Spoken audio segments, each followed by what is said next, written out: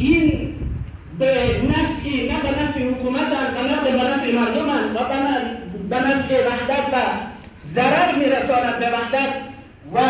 اتحاد و اتفاق جامعه اسلامی، چه بسا موجب نفاق، پراگندگی و تشتت بین امت اسلامی و جامعه اسلامی گردند. فلذا ما از بزرگان امارت اسلامی از تریبون نماز جمعه تقاضا میکنیم که این کار را نکنند. حوزه علمیه خاتم النبیین، بزرگترین مسجد جامع خاتم النبیین، بزرگترین مرکز عبادی، مرکز دینی و مرکز نشر معارف اسلامی هست، نباید مسدود گردند. و همچنین تلویزیون اسلامی تمدن که یکی از بهترین رسانه ها در سطح کشور بود و همه به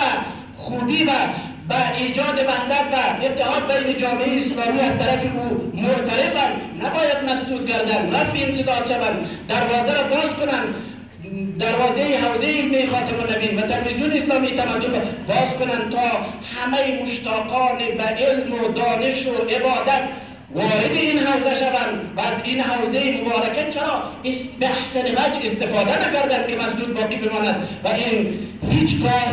به نظر ما درست نخواهد بود. پس بنابراین ما از بزرگان امارت اسلامی و دستاندرکاران در این امر میخواهیم که در زمینه رفع انسداد حوزه و تلویزیون اسلامی تمدن با همه امت اسلامی همکاری ویژه را داشته باشد. دعا میکنم خداوند متعال به عظمت